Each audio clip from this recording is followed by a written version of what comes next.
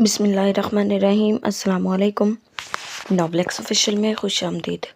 Novel شاہ من از قلم یمن نور کی قسط نمبر 7 لے کر حاضر ہوئی ہوں۔ امید کرتی ہوں آپ سب کو پسند آئے گی۔ ویڈیو شروع کرنے سے پہلے اگر آپ میرے چینل پر نئے ہیں تو کائنڈلی چینل کو سبسکرائب کریں، بیل نوٹیفیکیشن کو آن کر لیں تاکہ ہر آنے والے ویڈیو آپ تک بآسانی پہنچ سکے۔ تو چلتے ہیں ویڈیو کی جانب۔ زایان سامنے بیٹھے فارس کو گھور رہا تھا۔ اب کیا ہے یار، آ تو گیا ہوں، مجھے یقین نہیں ہو رہا، تم باس بن کر حد سے زیادہ ہی سرکٹ ہو گئے ہو یار۔ فارس نے بالوں پر ہاتھ پھیرا۔ صرف اپنے 3 دن غیر حاضری کی وجہ 2 مزید بے مقصد باتیں نہیں، یہ مذاق نہیں اور میں بالکل سنجیدہ ہوں۔ زایان نے سنجیدگی سے دانت پیسے، اس کے سر پر اتنا کام تھا اور مہینہ بس پورا ہو چکا تھا، ایسے میں فارس کا نان سیریس رویہ اسے شدید غصہ دلا رہا تھا۔ یار میرے چچا کا ایکسیڈنٹ ہو گیا تھا اور بہت سیریس انجریز ہیں، اسی لیے فارس کی بات نے زایان کی توجہ کھینچی۔ فارس کے ایک ہی چچا تھے، مطلب حالہ کے فادر۔ کب ہوا؟ تم نے پہلے کیوں نہیں بتایا؟ زایان پریشان ہوا۔ فارس پھر سے چونکا۔ ہاسپٹل ڈیوز بہت زیادہ ہوں گے، کیا تمہیں علاج کے پیسوں کی ضرورت تو نہیں؟ مجھے تو بتاتے فارس، اب بھی کچھ ضرورت ہو تو بتاؤ، علاج میں کمی مت کرنا۔ زایان نے جس انداز سے کہا تھا، اس کی فکر، بے چینی، پریشانی فارس کو ٹھٹکا رہی تھی۔ وہ بمشکل اپنے ذہن میں آتے خیالات کو جھٹک رہا تھا۔ ابھی ہیں تو انڈر آبزرویشن اور ہاسپٹل ڈیوز بھی بہت زیادہ ہیں، مگر کچھ نہیں چاہیے یار، مجھے اور اکرام بھائی کو تو اچھی خاصی پرابلم ہو رہی تھی، پیسے نہیں پورے کر پا رہے تھے۔ میں نے سوچا تھا تم سے بات کرنے کا، مگر فارس بات کرتے کرتے رکا۔ تمہیں لگا ہوگا میں نہیں دوں گا، یا یہ کہ میرے پاس نہیں ہوں گے، میں پیسوں کا انتظام آرام سے کر سکتا تھا، یہ سب انویسٹمنٹ داجان نے کی تھی، میرے پاس تھے نہ پیسے۔ زایان نے خفگی سے کہا، اسے حالہ کا خیال ستا رہا تھا۔ مجھے پتا تھا تم دے دو گے یار، مگر میرے چچا کی بیٹیاں اس معاملے میں ہماری سوچ سے زیادہ تیز نکلی۔ ایک دن بڑی نے 5 لاکھ لا کر دیے اور اگلے دن چھوٹی 50 لاکھ لے آئی۔ ہمیں تو چچا کے ساتھ اس کی پریشانی بھی کھا جائے گی، نہ جانے کہاں سے اتنے پیسوں کا انتظام کر رہی ہیں، سنتی مانتی کسی کی ہے نہیں، اپنی منمانی کیے جا رہی ہیں۔ فارس پریشانی ظاہر کرتا بولتا جا رہا تھا۔ زیان کے جبڑے بھینج گئے اور وہ خاموشی سے فارس کو دیکھنے لگا، پھر سر جھٹک کر رہ گیا، مطلب وہ خود ہی سب ہینڈل کر چکی ہیں۔ زیان سرسری سا بول کر خود کو مصروف ظاہر کرنے لگا۔ فارس بھی اٹھ کر اپنے کیبن میں چلا گیا، اس کا کام ہو چکا تھا۔ اکرام کمرے میں خادم صاحب کو کپڑے چینج کروا رہا تھا اور وہ دونوں بہنیں ہاسپٹل کے کوریڈور میں کمرے کے باہر ہی چیئرز پر بیٹھی سینڈوچز کھا رہی تھی جو حالہ گھر سے تیار کر کے لائی تھی۔ دیا نے حالہ کے پوچھنے پر بتا دیا تھا کہ اسے اتنی بڑی رقم کسی نیک دل آدمی نے ادھار کے طور پر دی ہے۔ دیا صحیح سے دیکھا تو تھا نا پیپرز کو؟ حالہ نے گھبرا کر اسے دیکھا جو بابا کے لیے اتنا بڑا رسک لے بیٹھی تھی۔ یہ قرض چکانے کا مرحلہ بھی تو تھا ابھی۔ ہاں اس پر رقم لکھی تھی اور یہ کہ قرض لے رہی ہوں جو بعد میں چکانا ہے۔ دیا نے سر ہاں میں ہلا کر بتایا۔ حالہ ریلیکس ہوئی۔ اسی وقت فارس وہاں آیا اور انہیں باتیں کرتا دیکھ کر ان کے پاس آئے۔ کچھ بتانا پسند کرو گی دونوں کہ وہ پیسے کہاں سے لائی تھی؟ حالہ تو چلو 5 لاکھ لائی، تم کہاں سے 50 لاکھ لے آئی تھی؟ فارس نے کتنے دن سے ذہن میں مسلسل چبھتا سوال کہا۔ حالہ نے اس کے لب و لہجے پر لب بھینچ کر ضبط کیا، جبکہ دیا نے ہاتھ میں آدھا کھایا سینڈوچ ٹفن باکس میں پٹک کر فارس کو دیکھا۔ کیوں، آپ کو بھی چاہیے تھا؟ دیا کے بدتمیز لہجے پر فارس نے اسے گھورا۔ تم نے زبان ہی چلانی ہوتی ہے بس، اگر تم نے کسی سے قرض بھی لیا ہے نا، یاد رکھنا تم جیسی معمولی جاب کرنے والی جس کے ادھار واپس کرنے کے چانسز بھی کم ہوں، اسے کوئی خواہ خواہ قرض کبھی نہیں دے گا، اور مفت میں تو بالکل بھی نہیں دے سکتا کوئی اتنی بڑی رقم۔ دعا کرو کہ اس قرض کی کوئی اس سے بھی بڑی قیمت نہ چکانی پڑ جائے۔ ہم نے باہر کی دنیا دیکھی ہے، ہمیں پتہ ہے کیسے کیسے فراڈ ہو رہے ہیں۔ تم جانتی ہی کیا ہو، تمہاری عمر اتنے بڑے کام کرنے کی نہیں جو تم کرتی بھی رہی ہو، فارس نے سخت غصیلے لہجے میں کہا تھا۔ ہمیں پتہ ہے، مگر مجبوری تھی فارس بھائی، بابا کے آپریشنز کے لیے پیسے بھی تو چاہیے تھے، حالہ نے دھیمی آواز میں کہا۔ بات ختم کرنا چاہیے۔ اکرام کمرے سے نکل کر انہیں سوالیہ نظروں سے دیکھ رہا تھا۔ کیا مجبوری تھی؟ ہم مر گئے تھے کیا؟ کر لیتے کچھ نہ کچھ، فارس ناگواری سے بولا۔ کیا کر لیتے آپ اپنی بہن کی شادی کے لیے قرض لے لینے کے بعد آپ اپنے دوست کو بھی تنگ نہیں کرنا چاہتے تھے۔ یہ کچھ نہ کچھ کرنے کے لیے جتنا وقت آپ لوگ لے رہے تھے نا، تب تک اگر ہم بھی منہ اٹھائے آپ لوگوں کو دیکھتے تو اپنے باپ کو کھو دیتے۔ جب آپ کہہ ہی چکے تھے کچھ نہیں کر پا رہے تو ہمیں ہی کرنا تھا نا۔ ہمارا باپ موت کے قریب تھا، ہم آپ لوگوں کی طرح ہاتھ پر ہاتھ رکھ کر نہیں بیٹھ سکتے تھے۔ دیا بھڑک اٹھی تھی، تیش اور نفرت سے بولتی چلی گئی۔ حالہ برائی آنکھوں سے بس اسے دیکھ کر رہ گئی، جو بات کرتے کرتے سسک پڑی تھی۔ اکرام سپاٹ نظروں سے دیا کو دیکھ رہا تھا۔ تو مطلب ہم تو ہیں نکارا، ہم نے کچھ کیا ہی نہیں تو تم باپ کے علاج کے نام پر کچھ بھی کرتی پھرو گی؟ فارس نے گھٹرا کر اس کے بازو تو پوچھا تھا۔ ہاں، میں اپنے باپ کو بچانے کے لیے کسی بھی حد تک جا سکتی تھی، اور اگر آج یہاں بابا کی جگہ تایا جان ہوتے تب بھی یہی کرتی، آپ کی طرح ان کے مرنے کا انتظار نہ کرتی۔ دیا نے جھٹکے سے اپنا بازو چڑوا کر اس کی آنکھوں میں آنکھیں ڈال کر جواب دیا۔ حالہ بے بسی سے رونے لگی تھی۔ اکرام نے آگے بڑھ کر فارس کو مزید کچھ بولنے سے منع کیا۔ فارس، ہاسپٹل میں تماشا کھڑا کرنے کی ضرورت نہیں، تم دونوں حد کراس کر رہے ہیں، جاؤ تم فارس یہاں سے۔ اکرام نے اس کا رخ موڑ کر سخت لہجے میں کہتے ہوئے دیا کو بھی گھورا، جو چہرہ موڑے آنکھوں میں بھرے آنسوؤں کو بہنے سے روکنے کے چکر میں چہرہ اور آنکھیں سرخ کیے بیٹھی تھی۔ مارسیل سالک کے سامنے بیٹھا اسے دیکھ رہا تھا، جو پہلے سے کافی بدلا بدلا سا لگ رہا تھا۔ دیکھو ایس، میں بس یہ کہنے کی کوشش کر رہا ہوں، اگر یہ معلومات سچ ہیں تو ایک بڑی مصیبت ہو، تم ایک بڑی مصیبت ہو۔ پولیس اس وقت بہت ایکٹیولی اس کیس کو انویسٹیگیٹ کر رہی ہے، یہاں تک کہ انہوں نے سب سے زیادہ مشکوک کار ریسز کے نام بھی جمع کر لیے ہیں، اور تمہارا نام بھی شامل ہے۔ مارسیل نے کھوجتی نظروں سے اسے دیکھا۔ سالک نے سر جھکا کر مسکراہٹ دبائی۔ مارسیل، میں غلط نہیں کر رہا، تم میرے لیے اتنے فکر مند کیوں ہو؟ مجھے کرنے دو جو میں کرنا چاہتا ہوں، اور تم اپنا کام اچھے سے کرو۔ اگر میں جیتا میں غائب ہو جاؤں گا، اور میں ایک ہی حال میں ہاروں گا اگر میں موقع پر مر گیا۔ کسی بھی صورت تم مجھے نہیں پکڑ سکتے۔ سالک نے بے نیازی سے کہا۔ مارسیل کو اس کا اپنی ذات کے لیے یوں لاپرواہی سے بولنا اور مرنے کی باتیں کرنا ناگوار گزرا تھا۔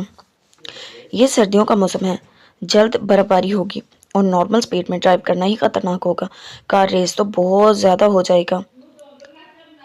چلو بھی لڑکے، اپنی فیملی کا سوچو، اور کیا ہوا اگر تم ایکسیڈنٹ ہو جانے سے شدید زخموں کو شکار ہو، اپنی زندگی جیو، کیوں زندگی کو رسک پر ڈالنے کی کوشش کر رہے ہو؟ مارسیل نے اس لاپرواہ لڑکے کو سمجھانا چاہا، اگر وہ سوچ کر ہی اتنا فکر مند ہو رہا تھا تو اس کے ماں باپ کا کیا ہوگا، مگر اس لڑکی کو جیسے پرواہ ہی نہیں تھی۔ مجھے مرنے دو یا مجھے کیس سے ہٹا دینے کو ممکن بناؤ، میں پہلے ہی آخری راؤنڈ تک آ گیا ہوں، اب پیچھے نہیں ہٹ سکتا، لیکن اگلی بار کے لیے میں اس بارے میں سوچوں گا۔ سالک نے سارا کام اس کے ذمہ ڈال دیا اور مزے سے بیٹھ کر اسے دیکھنے لگا۔ مارسیل نے بے بسی سے بال کھینچے، مطلب اگر وہ کچھ نہ کر پایا تو اس کا قصور ہوگا، یہ لڑکا بے حس ہے بہت۔ مگر مارسیل اسے یہ سب کرتا نہیں دیکھ پا رہا تھا، وہ سالک کو دیکھتا سوچ میں ڈوب گیا۔ اور تم میرے ساتھ کچھ غلط کرنے کی ہمت نہ کرنا، جیسے کوئی کیس کرو اور مجھے ریس سے دور رکھنے کے لیے قید کی سزا دو، میں یہ معاملہ سنبھال لوں گا اور تمہیں بھی اپنے رابطوں سے ہٹا دوں گا۔ سالک نے اسے وارننگ دی، اسے اندازہ تھا ایک پولیس دماغ ایسا ہی کچھ سوچے گا۔ مارس گڑبڑایا، یہ کوئی دماغ پڑنے والا ہے یا کیا؟ مارس بڑبڑایا اور سر جھکا دیا۔ زیان ہاسپٹل آنے سے خود کو مزید نہیں روک پایا تو ہمت کرتا آ ہی گیا۔ دن کا وقت تھا، اکرام اور فارس جا پر تھے، تائی جان صبح ہی چکر لگا کر جا چکی تھی۔ اس وقت وہ دونوں بہنیں ہی اکیلی وہاں موجود تھیں۔ دیا رات بھر فارس سے ہوئی جھڑپ کی وجہ سے روتی رہی تھی، سو بھی نہ پائی، اور اب وہیں چیئر خادم صاحب کے بیڈ کے پاس ہی رکھے اونگتی اونگتی آخری سر سامنے بیڈ پر ٹکا کر سونے لگی۔ بابا جاگے ہوئے تھے، دیا کا سر تپتپاتے افسوس سے اپنی معصوم سی بچی کی بے آرام نیند دیکھ رہے تھے۔ حالہ ان دونوں کو وہیں چھوڑ کر باہر نکلی، ارادہ تھا کہ باہر کی ہوا لے ذرا۔ کوریڈور میں سامنے سے آتے زیان کو دیکھ کر وہ اپنی جگہ جم سے گئی، لب بھینچ لیے۔ زیان دھیمی چال چلتا اس کے پاس آ کر رکا اور سلام کیا۔ حالہ نے جواب دینا بھی گوارا نہ کیا تھا، کیوں آئے ہو یہاں؟ حالہ کے اسپاٹ سرد لہجے پر وہ حیران ہوا، اب تو اس نے کچھ کیا بھی نہیں تھا، پھر وہ کیوں خفا تھی؟ تمہارے فادر کے ایکسیڈنٹ کا پتہ چلا تو؟ اس نے حالہ کے رویے کو پریشانی سمجھ کر اگنور کرتے ہوئے نرمی سے جواب دینا چاہا، میرے فادر سے تمہارا کوئی لینا دینا نہیں، نہ ہی مجھ سے، تو آنا بھی فضول ہے، تم چلے جاؤ۔ हाला सख्ती से बोली। जी चाह धक्के दे कर भगा दे। तुम चाहे जो भी समझो, फारिस ने मुझे बताया तो मुझसे रहा नहीं गया। जाया ने कंधे उचकाए। इसकी डिटाई पर हाला का दिमाग खोल उठा। तो फारिस से ही हालचाल पूछ लेते। ये रस्म निभाने यहाँ क्यों आए? मैं तुम जैसे धोखेबाज को अपने सामने नहीं देखना चाहती। हाला नफरत से इसे देखती दबा दबा सर चिल्लाई थी। क्या धोखा दिया मैंने? रिश्ता नहीं भेजा इसीलिए। जायान के जुमले पर हाला का मुंह खुला रह गया। रिश्ता क्यों भेजोगे? मेरी मंगनी हो चुकी है और मैं बहुत खुश हूँ अपनी मंगनी से। मेरी जात को तमाशा मत बनाओ और जाओ यहाँ से, हाला ने करख्ती से कहा। जायान के माथे पर बल पड़े। तुमसे लास्ट टाइम मेरी छोटी बहन ने बात की थी, इसकी बातों को सीरियस लेने की जरूरत नहीं। हाला ने इसके बोलने से पहले ही इसकी गलतफहमी दूर की। जायान आह भर के रह गया। और कितना जलील होना बाकी था पता नहीं। यानी एक कम थी कि दूसरी ने भी हिस्सा डाला था। तो फिर क्या धोखा दिया है? वो वहीं कॉरिडोर में खड़ा इससे सवाल करने लगा। न जाने कैसी कशिश थी इस सख्त मिजाज लड़की में कि वो इसका हर लहजा, हर जुमला बर्दाश्त कर लेता था। वो जो अपने भाइयों की छेड़छाड़ को भी अपनी इंसल्ट समझकर मुंह बनाए रखता था, इस लड़की की दी जिल्लत को भी इनाम के तौर पर कबूल करता था। बुरा लगता ही नहीं था इसे कुछ। तुम्हें क्या लगता तुम्हें क्या लगा था मुझे नकली लॉकेट बनवा कर दोगे और मुझे सारी जिंदगी पता नहीं चलेगा? तुम्हें सुकून तो मिला होगा मुझे पागल बनाकर। जब मैंने वो लॉकेट लेकर पागलों की तरह तुम्हारा शुक्रिया अदा किया था, तुम्हें सुकून तो मिला होगा। या जब मैंने कहा था इसके बगैर मुझे नींद नहीं आती और इसके बाद मैं हर रात सुकून से सोई कि मेरी माँ का दिया लॉकेट मेरे गले में है। तुम मुझ पर हंसते होगे ना? वो बोलते बोलते रो पड़ी। अपनी बेखबरी पर रोना आ रहा था। अपनी बेवकूफ़ बन जाने का सदमा था या शायद आजकल हर बात ही महसूस होने लगी थी। जायान सर झुका गया। वो नहीं जानता था इसे कैसे पता चला, लेकिन अगर वो कह देता कि असली लॉकेट इसके पास है तो वो वाकई यही समझती कि वो इसके जज्बात के साथ जानबूझकर खेलता रहा है। सच्चाई बताने का फ़ायदा नहीं था। वो यकीन ना करती। देखो, मैं नहीं चाहती मेरी फैमिली या जानने वाले तुम्हें यहाँ देखकर मेरी ज़ात पर शक करें। तुम बेहतर होगा यहाँ से चले जाओ। हाला इसके सामने अपने यूं बुज़दिलों की तरह रोने पर खुद को संभालती भीगी आवाज़ में बोली। जायान बेबसी से इसे देखने लगा। वो इसके आंसू साफ करना चाहता था, इसे तसल्ली देना चाहता था, इसकी मदद करना चाहता था, मगर किस हक से करता? ये सब वो लब कुचलता रह गया। हाला, इंसानियत के नाते सही, मगर प्लीज़ पैसों की या कोई भी ज़रूरत हो तो मुझे बताओ। वो खुद पर से इख्तियार खोता पूछ बैठा। क्यों? और तुम्हारे दोस्त ने तुम्हें भी बता दिया होगा कि हमने अपने बाप के लिए न जाने कहाँ से रकम कमाई, तो तुम भी तरस खाने आ गए। तुमने सोचा तुम भी हिस्सा डाल लो। हाला हालात की वजह से बहुत तल्ख हो रही थी। इसके जुमलों ने जायान के रोंगटे खड़े कर दिए। यानी फारिस ने सिर्फ इसके सामने बकवास नहीं की, इन बहनों को भी कुछ न कुछ कहा होगा। जायान मजबूर था कि हाला के हक में बोलता तो हाला के लिए मुश्किल खड़ी हो जाती, वरना वो फारिस का मुंह तोड़ देना चाह रहा था।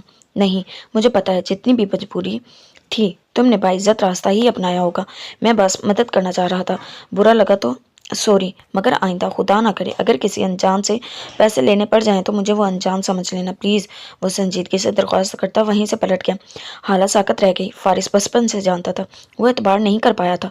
वो गैर जिसे मिले कुछ ही वक्त हुआ था, इसे कैसे एतबार था इसकी ज़ात पर? इसे जायान की मोहब्बत का अगर ज़रा भी अंदाज़ा हो जाता तो शायद कभी इसे इतने सख्त जुमले ना बोल पाती जो आज बोल गई थी। मार्सिल मोबाइल हाथ में पकड़े मुतज़ब्ज़ब सा बैठा था। सालिक ने इसे सख्ती से मना किया था कि इसके बाप को इन्फॉर्म ना करे, मगर आज रेस होना थी और मार्स का सफ़र ख़त्म हो रहा था। इसने अहराम को कॉल मिलाई। आपका बेटा एस आज रात 11 बजे रेस में हिस्सा लेने वाला है। रेस बहुत ख़तरनाक है, जैसा कि आप जानते हैं। बर्फबारी हो रही है, रोड पर फिसलन है और इसके साथ रेस के रूल्स मारने वाले हैं, इसीलिए प्लीज़ आज रात इसे ना जाने दें। मार्सील ने इतला। अहराम के हाथ से मोबाइल छूट गया। इस वक्त 10 बज रहे थे, मगर सालिक तो जा चुका था 9 बजे से भी पहले का। और दूसरी तरफ रेस शुरू हो चुकी थी जिसका असल वक्त 9 बजे था, मगर पुलिस को भटकाने के लिए 11 अनाउंस किया गया था। सालिक रेस की गाड़ियों के दरमियान अपनी गाड़ी लाता सामने रोड को देखने लगा। हल्की हल्की स्नोफॉल हो रही थी, रोड गीले हो रहे थे और फिसलन बढ़ रही थी। बाकी दो रेसर्स आखिरी राउंड तक आ जाने के बाद जीत की रकम से हाथ धोना नहीं चाहते थे, जबकि सालिक को बस एक जिद थी कि वो जीतने चाहे इसके लिए जान चली जाए। वो जीते चाहे इसके लिए जान चली जाए।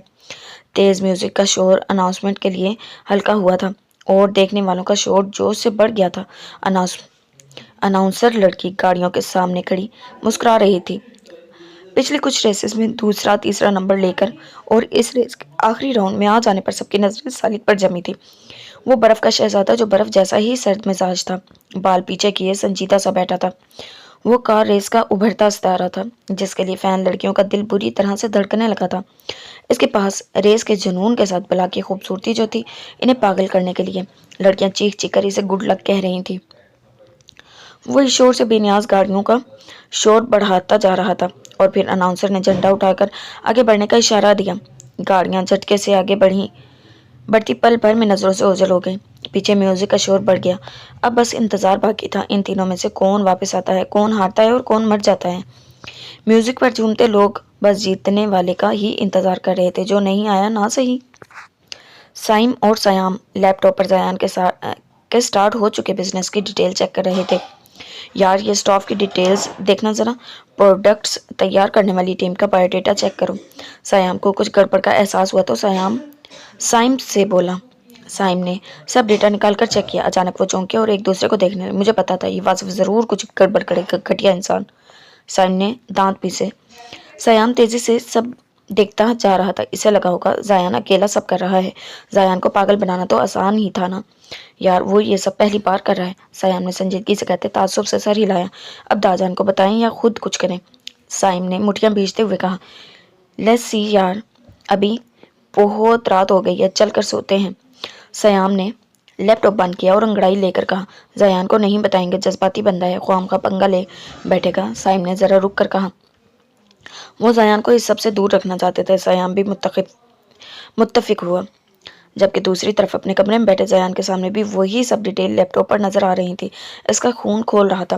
سٹاف کی پے کے نام پر لاکھوں پیسہ غائب کیا ہوا تھا اور ان کے پے بہت کم دی جا رہی تھی، اور پروڈکٹس میکنگ ٹیم میں اکثر ممبر پروڈکٹس میکنگ میں نان ایکسپیرینسڈ تھے۔ اسی وجہ سے پروڈکٹ بھی سوچ کے مطابق سیل نہیں ہو رہی تھی۔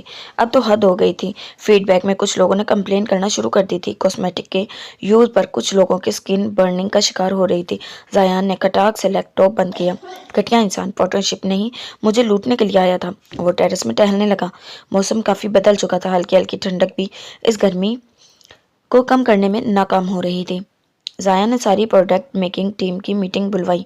واصف بھی پتہ چلنے پر آ گیا کیونکہ یہ ٹیم اس کے انڈر تھی۔ زیان نے سب سے پے کی ڈیٹیلز اور دوسری ضروری باتیں پوچھنی چاہیے تو واصف درمیان میں بول پڑا۔ یہ سب میں سنبھال رہا ہوں، تو اس میٹنگ کا کیا مقصد ہے؟ اس کے لہجے میں حاکمیت تھی۔ زیان کے ماتھے پر بل پڑے۔ میں اگر کچھ غلط محسوس کروں گا تو سوال بھی کروں گا، میٹنگز بھی ارینج کروں گا۔ تمہارے ہائر کیے اسٹاف سے نہ میں سیٹسفائیڈ ہوں اور نہ ہماری مارکیٹ اس کو ایکسیپٹ کر رہی ہے۔ مسٹر لغاری، مجھے بزنس کرنا ہے، تجربہ نہیں۔ زیان درستگی سے بولتا اسے چپ کروا گیا تھا اور وہ سب کی غلطیاں پوائنٹ آؤٹ کرتا جھاڑتا جا رہا تھا۔ سب بوکھلا گئے تھے۔ واصف اس کی اتنی گہری آبزرویشن پر جبڑے بینچ کر گیا۔ اگر اسے اندازہ ہوتا لاپرواہ نظر آنے والا زیان اتنا تیز نکلے گا تو وہ ذرا سنبھل کر چلتا۔ اوکے، یہ سب اب سے کیئرفل ہوں گے، میں ان پر ٹائٹ چیک رکھوں گا۔ واصف نے ایک بار دوبارہ درمیان میں بات کی۔ زیان نے ایک تپتی نظر اس پر ڈالی اور ٹیبل پر کچھ فائلز پٹھی اور سب کے سوالیہ چہروں کو دیکھا۔ یہ سب لوگ یہاں سے اپنی پیمنٹ کلیئر کروائیں اور جا سکتے ہیں۔ You are no long over team members. یہ لوگ بالکل نہ چھوڑنا چاہیں بھی جا سکتے ہیں اور ورنہ دوسری ٹیم میں شامل ہو جائیں۔ اپنے حساب کا ورک سلیکٹ کر سکتے ہیں، مارکیٹ یا پیکنگ۔ زیان سنجیدگی سے بول رہا تھا۔ واصف نے گھورتی نظروں سے اس کا انداز دیکھا۔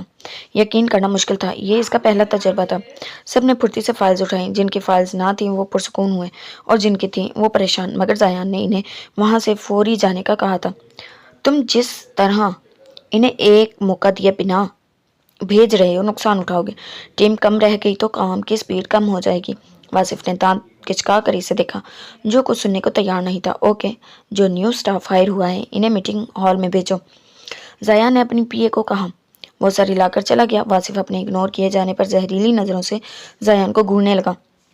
میں اس بزنس میں پارٹنر ہوں اور تمہیں سٹاف ہائر کرنے سے پہلے مجھ سے مشورہ کرنا چاہیے تھا۔ واصف کی بات پر زیان نے اسے دیکھا اور ضبط کیا۔ تم صرف 30% شیئرز ہولڈر ہو اور وہ بھی اب نہیں ہوگے۔ میرے پاپا نے وہ شیئرز خریدنے کا کہا ہے۔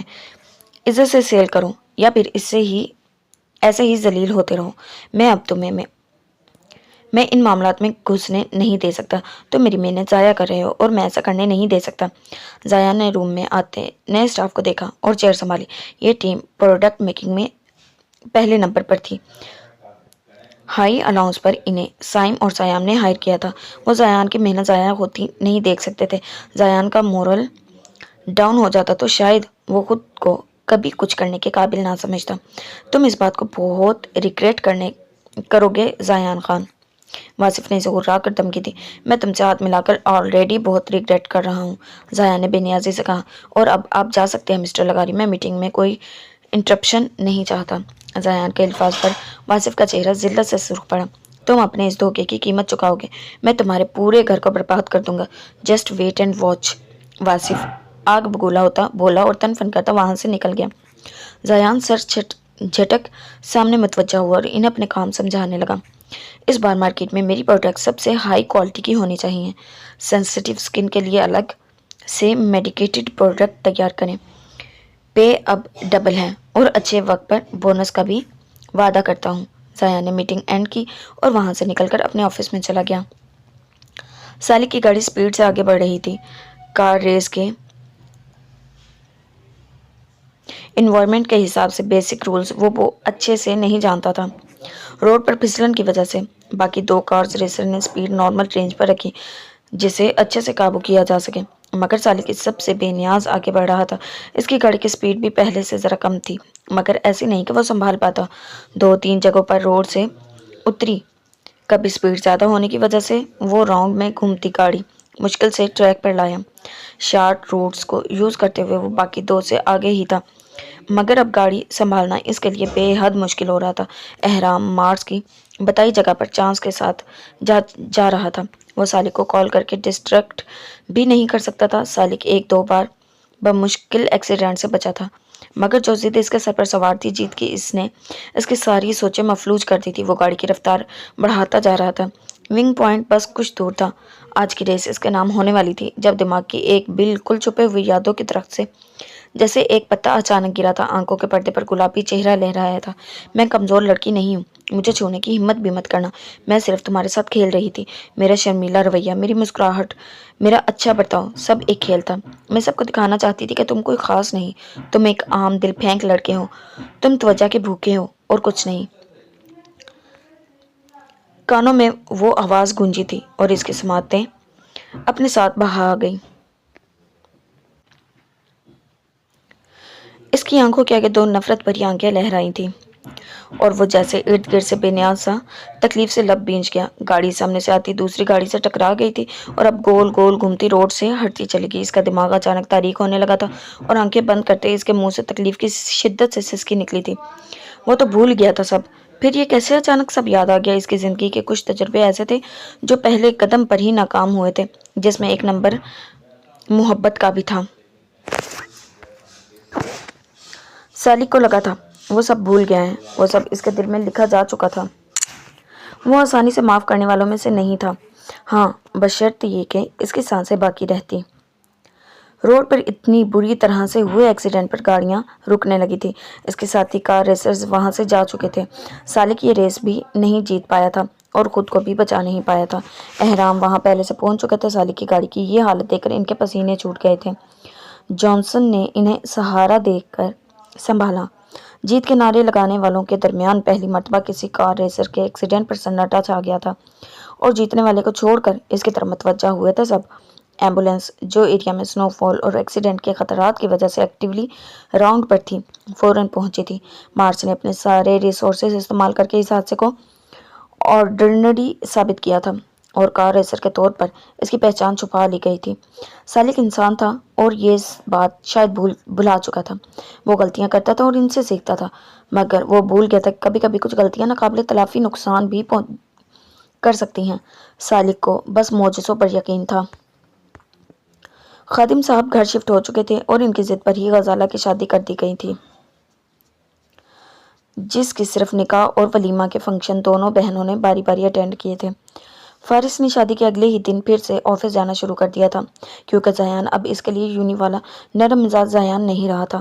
وہ اب اسے صحیح ذلیل کرتا تھا، مگر اچھی پے ہونے کی وجہ سے فارس مجبور تھا، جاب نہیں چھوڑ سکتا تھا، مگر دل ہی دل میں تاؤ کھاتا رہ جاتا تھا۔ اکرام بیزار سا بیٹھا تھا جب ماں کے ان دونوں بہنوں کے صبر اور ہمت پر تعریفی جملے سن کر طنزیہ ہنسا۔ آپ کو اندازہ بھی ہے کیا کرتی پھر رہی ہیں وہ صابر بچیاں؟ جو پیسے ہم جمع نہیں کر پائے وہ 2 دن میں لے آئیں۔ حالہ 5 لاکھ اور لائی اور دیا 50 لاکھ۔ یہ عام بات نہیں ہے امی، کیا غزالہ اس طرح پیسے لا سکتی ہے؟ اکرام کے سرد و سپاٹ لہجے پر تائی جان چونکی۔ تم نے حالہ سے کچھ کہا تو نہیں؟ وہ ہمارے سامنے پلی بڑی ہے، ان کے کردار میں آج تک کوئی کھوٹ دیکھا؟ تائی نے سخت نظروں سے اسے دیکھا۔ مگر اب یہ کردار کی گواہی نہ ہی دے تو اچھا ہے، حالہ نے مجھے بتایا تک نہیں، پیسے کہاں سے آئے؟ اکرام کے انداز تائی کو کھٹکا رہے تھے۔ اس نے باپ کا بنایا زیور اور اپنی ماں کا چھوڑا زیور بیچا۔ مجھے تم بھائیوں کے سامنے نام لینے سے منع کیا، کیونکہ اس سے غلط فہمی تھی کہ تم جیسے خوددار مردوں کو یہ بات بری نہ لگے۔ اسے لگا تم منع کرو گے ایسا کرنے پر، اور یہ ہے خوددار مردوں کی سوچ۔ لعنت ہے تم پر اکرام، مجھے فارس سے تو امید تھی مگر تم سے نہیں۔ تائی جان نے اکرام کو شرم دلائی اور اٹھ کر چلی گئی۔ انہیں اپنے بیٹوں کی چھوٹی سوچ پر دکھ تھا۔ وہ بے شک حالہ اور دیا پر سختی کرتی تھی، کیونکہ ان کی ذمہ داری ان کے کندھوں پر تھی۔ بیٹیاں کام سی ہوتی ہیں، ذرا سی رگڑ بھی لگ جائے تو ٹوٹ جانے کا خطرہ ہوتا ہے، مگر یہ نہیں تھا کہ انہیں ان کے کردار پر شک تھا۔ ان کے بیٹوں نے تو حد کر دی تھی۔ حالہ چائے بنا کر کمرے میں آئی تو دیا کے سامنے اکرام کو کھڑے دیکھ کر چونکی۔ دیکھو دیا، مجھے سچ سچ بتا دو، اتنی بڑی رقم کہاں سے لی تھی؟ میں تمہارا بھائی ہوں، تم پر شک نہیں کر رہا، مگر جاننا چاہتا ہوں تم کسی مشکل میں تو نہیں پھنس گئی؟ حالہ کا تو امی نے بتا دیا کہ زیور بیچا تھا، پر تم نے کیسے حاصل کیا؟ اکرام کے الفاظ چاہے قابل قبول تھے، مگر لہجہ حالہ کو بہت برا لگا۔ میں نہیں جانتی وہ کون ہے، بس اس نے دے دیے، اور یہ ادھار کی رقم ہے، میں واپس کر دوں گی۔ دیا نے سر جھکا کر سچ بتایا، تم اسے جانتی تک نہیں، اور اس نے یہ پیسے دے دیے۔ مجھے پاگل مت بناؤ دیا، دنیا دیکھ رکھی ہے میں نے، مفت میں یہ پیسے کوئی نہیں دے سکتا۔ اکرام کے سخت آواز پر دیا کا دل سہما۔ تو کیا سننا چاہتے ہیں آپ؟ کیا قیمت ادا کی ہوگی دیا نے جو اتنی بڑی رقم مل گئی؟ حالہ نے اندر آ کر چائے ٹیبل پر رکھی اور سینے پر ہاتھ باندھ کر سرد لہجے میں سوال کیا۔ اکرام نے چونک کر اس کا سپاٹ چہرہ دیکھا۔ حالہ، میں تم لوگوں پر شک تھوڑی کر رہا ہوں، ایک سوال کیا ہے، جواب دینا مشکل کیوں ہو رہا ہے؟ اکرام نے لہجے کو ذرا نرم کیا۔ شک ہی تو کیا ہے، آپ خود ابھی بتا چکے ہیں۔ یہاں آنے سے پہلے تائی امی سے ہمارے کردار کی وضاحتیں لے کر آئے ہیں، اور ایسے سوال کا فائدہ جب آپ کسی جواب کو سچ ماننے کو تیار نہیں۔ حالہ نے سنجیدگی سے بولتے ہوئے دیا کو اس کے سامنے سے ہٹایا۔ وہ اپنے باپ کے لیے ذلیل بھی ہوں اور وضاحتیں بھی دیں؟ وہ تنفر سے اکرام کو گھورنے لگی۔ ٹھیک، مت جواب دو، کل کو کسی مصیبت میں پھنسے تو ہمارے پاس مت آنا، میں نے مدد کرنا چاہیے، اتنا بہت ہے میرے لیے۔ اکرام غصے سے بول کر چلا گیا۔ دیا سر چکائے اپنے بستر پر گرنے کے سے انداز میں بیٹھی تھی۔ حالہ، میں نے غلط کر دیا نا پھر سے؟ یہ لوگ ٹھیک کہہ رہے ہیں، وہ مجھے جانتا نہیں تھا۔ کیوں دیا پیسہ؟ وہ بھی 50 لاکھ؟ دیا کے ہاتھ پیر پھولنے لگے۔ حالہ نے گہرا سانس بھرا۔ دیا، اب کچھ کیا نہیں جا سکتا، جو ہونا تھا وہ ہو گیا، اب سوچنا یہ ہے کہ آگے کیا کریں۔ اللہ پر بھروسہ رکھو، مجبوری تھی ہماری، اسی لیے ہماری سوچ سمجھ کام نہیں کر پائی۔ حالہ اندر سے بے شک ڈر گئی تھی، مگر دیا کو تسلی دی۔ وہ جانتی تھی اکرام یا فارس صرف اپنے شک کی تسکین کے لیے پوچھ رہے ہیں، مدد کرنا چاہتے تو پہلے کرتے اور یہ نوبت ہی نہ آنے دیتے۔ اب جو کرنا تھا انہیں خود کرنا تھا۔ دیا آفس سے واپس آ کر تھکن زدہ سی صوفے پر ٹیک لگا کر بیٹھی۔ مروہ کو کمپنی دے رہی تھی، جو ہفتہ ہوا تھا اپنی BCom کمپلیٹ کر کے امریکہ سے آئی تھی۔ تمہاری بہن گھر پر ہوتی ہے؟ مروہ نے کچن میں کام کرتی حالہ کا پوچھا۔ حالہ ٹیچنگ کرتی تھی، مگر اس نے اسکول جاب چھوڑ دی، کیونکہ بابا کو ابھی بھی کیئر اور اٹینشن کی ضرورت ہے، گھر پر اکیلا نہیں چھوڑا جا سکتا۔ دیا نے سنجیدگی سے بتایا۔ تم امریکہ سے اتنی اچانک چلی آئیں، اپنی ڈگری کمپلیٹ کر لی ہوتی تو آج اچھی جاب مل جاتی۔ مروہ نے دیا کی بکھری حالت دیکھ لی تو تعصب سے بولی۔ اس کی گلابیاں چلکاتے چہرے پر اب ہلکا سا زرد پن تھا۔ میں ٹھیک ہوں مروہ، تم سناؤ، وہاں سب کیسا تھا؟ دیا نے بات بدلی۔ ہاں سب ٹھیک ہی تھا، مگر تمہیں وہ پرنس یاد ہے؟ مروہ نے اچانک سالک کا ذکر کیا۔ دیا نے خاموش نظروں سے اسے دیکھا اور ہاں میں سر ہلائی۔ اس سے سالک یا اس کی کسی بات سے اب دلچسپی نہ تھی۔ وہ اپنی ان خوابوں سے پہلے ہی پریشان تھی جو اسے اب اکثر آتا تھا، سالک کا اسے بچانا اور سوری کہنا۔ اس خواب کی وجہ سے دیا کو اب سالک سے سخت الجھن ہونے لگی تھی۔ تمہارے بعد اس نے سیمسٹر کلیئر کیا اور بزنس یونیورسٹی चला गया, मगर फिर महीना पहले गायब हो गया। कॉलेज में ये खबर फैली हुई थी कि वो खतरनाक कार रेसेस में हिस्सा लेता था। फिर एक रेस में इसका एक्सीडेंट हो गया। कुछ रूमर्स हैं कि इस एक्सीडेंट में इसकी डेथ हो गई। कुछ का कहना है कि वो बच गया मगर कोमा में है, और कोई कहता है कि इसके ग्रैंडफादर इसे लंदन ले गए। बल्कि ये भी कहा जाता है कि वो इलीगल कार रेसेस की वजह से जेल में है। जितने मुंह इतनी बातें, मगर सच कोई नहीं जानता। वो खुद आकर कुछ बता सकता है। मगर इसे गायब हुए महीना हो चुका है, इसे दोबारा नहीं देखा गया। मरवा बोलती जा रही थी। दिया का दिल रुक गया। इसने साली को बददुआएं तो नहीं दी थी, फिर क्यों हुआ इसके साथ ऐसा? इसके दिल में कोई जज्बा नहीं था, फिर भी इसे तकलीफ हुई थी। इसके इस अंजाम पर वो कुछ बोलने के काबिल ही ना रही थी। मरवा चली गई और रात भी हो गई। हाला ने इसे पूछा भी कि इसकी तबीयत खराब तो नहीं, मगर इसे लगी चुप ना टूटी। रात के पिछले पहर नींद से बोझल होती आंखों में से न जाने क्यों साली के लिए इसकी आंख से 2 आंसू चुपके से निकल चुके थे। दिया अपना काम खत्म करके वहां से निकली। अब इस बड़ी सी बिल्डिंग के सामने खड़ी थी। इसने जिससे कर्ज लिया था इसने बुलवाया था। इकराम और फारिस ने जब से इस बात को इतना उछाला था तब से वो भी डर गई थी, कम अकल थी, मगर ना समझ नहीं थी। इसने कदम बड़ी मुश्किल से ज़मीन पर जमाए और मजबूती से चलती अंदर की तरफ बढ़ी। रिसेप्शनिस्ट ने इसे इंतज़ार करने का कहा, कहकर बॉस अभी मीटिंग में बिजी हैं। वो कुछ फासले पर सीटिंग एरिया में खामोशी से बैठी थी। दिल पूरी तरह से घबरा रहा था। आधा घंटे की जानलेवा इंतजार के बाद इसे रिसेप्शन गर्ल से ने इशारा करके बुलाया था। आर यू मिस दियाला खादिम? इसने कंफर्म करना चाहा था। शायद। दिया ने बस हाँ में सर हिलाया। ओके, फॉलो मी मिस दियाला। वो इसे लिए आगे चल पड़ी। दिया इसके पीछे कदम बढ़ाती बार बार दिल में सवाल दोहरा रही थी, क्या इसने यूं अकेले आकर अच्छा किया? लड़की ने एक बहुत बड़े ऑफिस के सामने कदम रोक कर इसे अंदर की तरफ इशारा किया और खुद वापस पलट गई। दिया ने दिल में आई तिल कुर्सी का वेट करते दरवाज़ा खोला और अंदर कदम रखा। इसकी आंखें खुल गई। इतना बड़ा ऑफिस जहाँ वो काम करती थी, इसके निस्बत ये कंपनी, ये ऑफिस, सब कुछ बहुत बड़ा और कीमती था। मिस दियाला प्लीज़ हैव अ सीट। सामने ही बड़ी से शीशे के टेबल के पीछे रिवॉल्विंग चेयर पर गोल गोल घूमता वही शख्स, खुश शक्ल लड़का बैठा था। दिया ने खुद को मजबूत जाहिर किया और आगे कदम बढ़ाए और चेयर संभाली। इसके निकाब के पीछे छुपे चेहरे पर पसीना आ रहा था। दिल बुरी तरह धड़क रहा था। इस शख्स के अंदाज ऐसे अच्छे नहीं लग रहे थे जो बगौर इसका जायजा ले रहा था। आपके फादर अब स्टेबल कंडीशन में हैं? इसके चेहरे पर मुस्कुराहट से जाकर पूछा। Yes, much better. दिया ने सर झुकाकर जवाब दिया। इस इंसान का एहसान तो बहरहाल था इस पर। गुड, और आप पैसों की फिक्र मत करें, इसके बदले मेरा एक काम कर दें। मुस्कुराते लहजे से कहे जुमले ने दिया का दिल लरजाया। 50 लाख के बदले क्या काम हो सकता है? आपको बस खान इंडस्ट्रीज के सबसे छोटे बेटे को ट्रैप करना है। इसके अगले जुमले ने इसका दिमाग भग से उड़ा दिया था। क्या मतलब? कि कैसे ट्रैप? दिया ने खुश्क होते लबों को तर करके पूछा। आपने जाकर इसकी फैमिली के सामने कहना है कि इसने मोहब्बत के नाम पर आपको यूज़ किया। सबूत के तौर पर आप प्रेगनेंसी की मेडिकल रिपोर्ट भी दिखा देंगी, जो मैं अभी तैयार करवा दूंगा। वो इंसान बोल नहीं रहा था। दिया की जात को जैसे जलाकर राख कर रहा था। मैं ये बेहुदा झूठा खेल नहीं खेलने वाली। आपके 50 लाख मैं आपको दे दूंगी। दिया झटके से उठी और सद लहजे में बोली, हाँ, 50 लाख नहीं, 50 करोड़। आप तब काफ़ी परेशान थी, जल्दी में सब पड़ गई, मगर रकम के जीरो आपने सही से देखे नहीं थे। तब शैतानी मुस्कुराहट चेहरे पर सजाकर बोला। दिया का पूरा जिस्म एकदम सुन पड़ गया था। ये बकवास है। आपने मुझे 50 लाख दिए थे, वो कपकपाती आवाज़ में बोली थी। ये बात तो आप और मैं जानते हैं मिस दियाला, मगर इन पेपर्स के हिसाब से आपने मुझसे 50 करोड़ लिया था और आपके साइन भी हैं।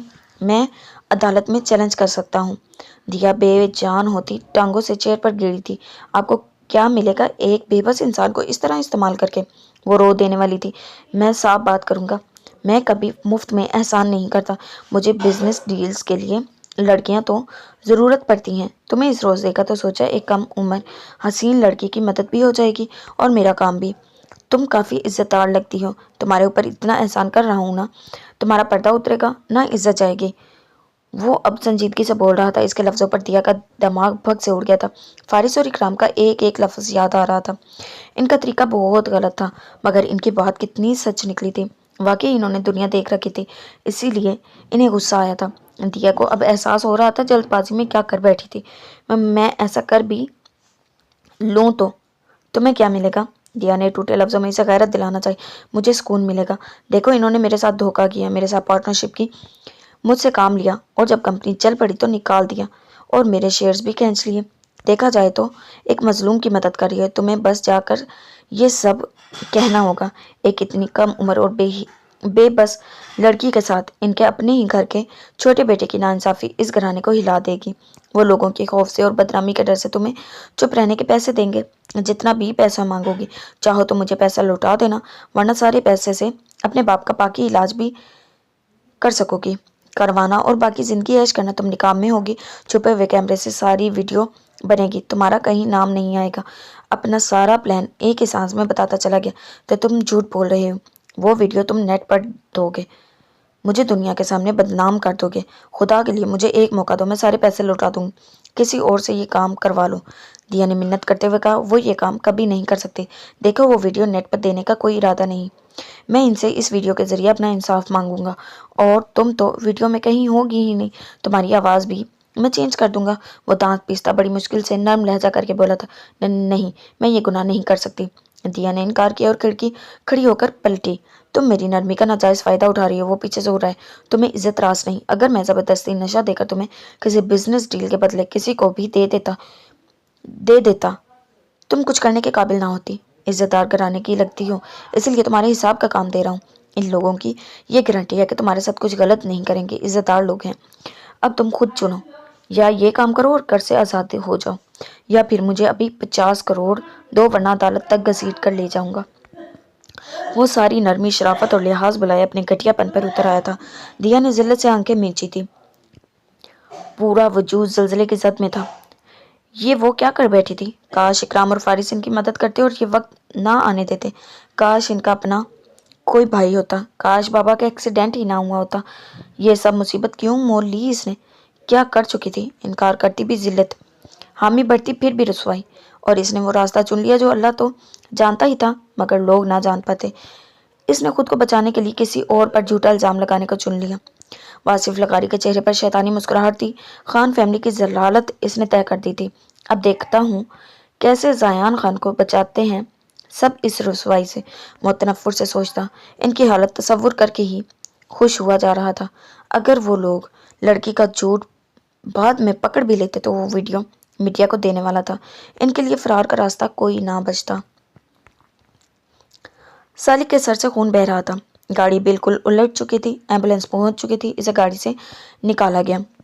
گاڑی اتنی مضبوط تھی کہ باڈی پر بہت زیادہ اثر نہیں پڑا تھا۔ اسے ہاسپٹل میں ایڈمٹ کر دیا گیا، اس کا چیک اپ ہو رہا تھا۔ اس کے ماں باپ اور نانا باہر جیسے زندگی ہاتھ میں لیے بیٹھے تھے، سانسیں سینے میں اٹکائے، وہ ڈاکٹرز کے جواب کا ویٹ کر رہے تھے۔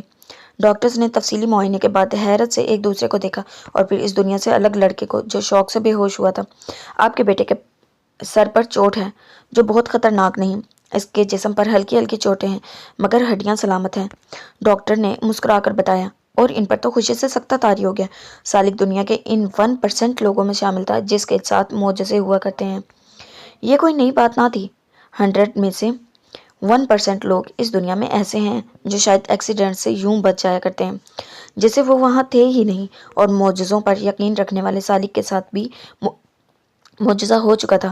مارسیل کی ریکویسٹ پر اس کے نانا اسے لندن لے گئے تھے، وہ چاہتے تھے کہ وہ اپنے بزنس کی ڈگری وہیں سے کمپلیٹ کرے۔ بس امریکہ میں تو جیسے گینگسٹر اور پولیس کو اپنے ہاتھ میں کر چکا تھا۔ سالک نے اپنی ریس کی ہار کا سارا الزام دیا کے سر ڈالا تھا، وہی تھی جس کی وجہ سے یہ سب ہوا تھا۔ وہ اب ساری زندگی اسے دیکھنا بھی نہیں چاہتا تھا، وہ اپنے دل کے آخری کونے سے بھی اس کی یاد اور اس کی محبت نوچ کر نکال چکا تھا۔ سالک اب بدل چکا تھا۔ تائی جان حالہ کے پاس بیٹھی تھی۔ حالہ، مجھے غلط مت سمجھنا مگر دیا نہ سمجھ ہے، اتنی کوئی کم سن نہیں مگر دماغ بڑا نہیں ہوئی، سوچوں میں بچپنا ہے، کچھ بھی کر گزرتی ہے، بعد میں سوچتی ہے، مگر تم تو سمجھدار ہو نا، اتنا بڑا رسک کیسے لینے دیا اسے؟ حالہ بے چینی سے لب کچلتی بیٹھی تھی۔ تائی امی، بابا کی حالت آپ جانتی ہیں نا، اس وقت تو بس موت کے منہ میں تھے، کہیں سے کوئی امید نظر نہیں آ رہی تھی۔ آپ کو شاید برا لگے مگر اس کی جگہ میں ہوتی تو یہی کرتی، اور اگر وقت پیچھے پلٹ جائے اور دوبارہ سے وہی چوائس ہے، ہم تب بھی یہی کریں گے۔ ہم بابا کے بغیر زندگی کا سوچ بھی نہیں سکتی۔ حالہ نے انہیں دیکھ کر بے چارگی سے کہا، اور وہ غلط نہیں کر رہی تھی۔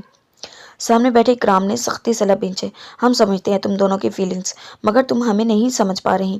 اگر خدا نہ کرے کوئی بڑا نقصان اور سنبھلنے کا موقع بھی نہ ملے تو؟ سب چھوڑو، چاچو کو پتہ چلے تو وہ بھی اس بات پر ناراض ہوں گے۔ اکرام نے اسے سنجیدگی سے بتایا۔ تو اب ہم کیا کر سکتے ہیں آخر؟ اب تو ہو گیا، پیسے جمع کرنے کی کوشش کر رہے ہیں، کچھ نہیں ہو پا رہا، حالہ نے پریشانی سے کہا۔ فارس باہر دروازے پر کھڑا کتنی دیر دیا کا انتظار کرتا رہا اور پھر پیر پٹکتا اندر آیا۔ اب کال کرو اسے، کہاں ہے وہ؟ شام ہو گئی ہے، ابھی تک آئی کیوں نہیں؟ آفس سے بھی اپنے وقت پر نکل گئی تھی۔ فارس حالہ کے سر چڑھ دوڑا تھا، وہ مزید گھبرا گئی۔ دیا کی فکر الگ کھا رہی تھی، فارس کا گستاخ رویہ الگ پریشان کر رہا تھا۔ میں کرتی ہوں کال، شاید مارکیٹ تک گئی ہو، بابا کی میڈیسن وغیرہ۔ حالہ نے دیا کو کال ملاتے ہوئے ان لوگوں کو وضاحتیں دی۔ دل میں دیا کی فکر بڑھتی جا رہی تھی۔ یا اللہ میری معصوم بہن کی حفاظت کرنا۔ دیا کال نہیں اٹھا رہی تھی۔ حالہ دل میں دعائیں کرنے لگی، رونا چاہتی تھی مگر ان لوگوں کے سامنے رونے کا مطلب انہیں مزید بولنے کی اجازت دے دینا تھا اور وہ یہ افورڈ نہیں کر سکتی تھی۔ دیا نے کال کاٹ دی تھی۔ حالہ نے جلدی سے میسج ٹائپ کیا دیا، please pick my call, I am worry about you. فارس اور اکرام کی نظریں اسی پر تھیں۔ اس نے بھی کال کی تو دیا نے اٹینڈ کی۔ حالہ میں ضروری کام میں بزی ہوں، شاید لیٹ ہو جاؤں۔ میں ٹھیک ہوں، دیا نے اسے تسلی دی مگر اس کی آواز میں بھیگا پن محسوس کر کے حالہ کا دل رکا۔ کیا وہ کسی مشکل میں تھی؟ فارس نے اس نے موبائل جھپٹا۔ کہاں ہو تم؟ ابھی تک گھر کیوں نہیں آئی؟ فارس چیخ کر بول رہا تھا۔ تائی جان نے سر پکڑا۔ دیا جواب دیے بنا کال کاٹ چکی تھی۔ میری بات یاد رکھیں، مجھے کوئی غلط فہمی نہیں ہوئی، میں نے دیا کو لغاری کمپنی میں جاتے دیکھا۔ اندازہ بھی ہے کتنا بدنام بندہ ہے وہ، اس کی کمپنی میں کام کرنے والی لڑکی کو بھی لوگ اچھا نہیں سمجھتے اور دیا تو وہاں جاب بھی نہیں کرتی۔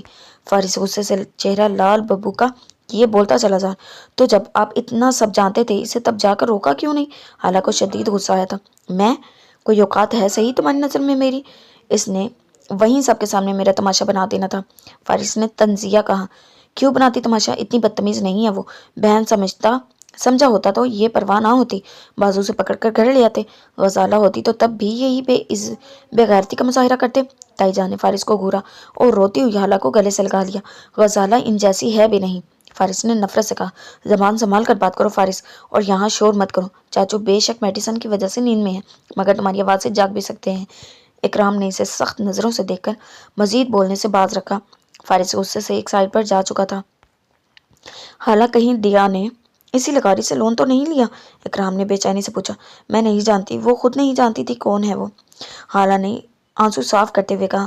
دیا کی آواز اس کے کانوں میں ٹھہر گئی تھی، اسے ڈر لگ رہا تھا کہ وہ مصیبت میں ہے۔ اگر ایسا ہوا تو بہت گڑبڑ ہو جائے گی۔ اکرام نے ماتھا مسلا۔ تائی نے بھی دل پر ہاتھ رکھا۔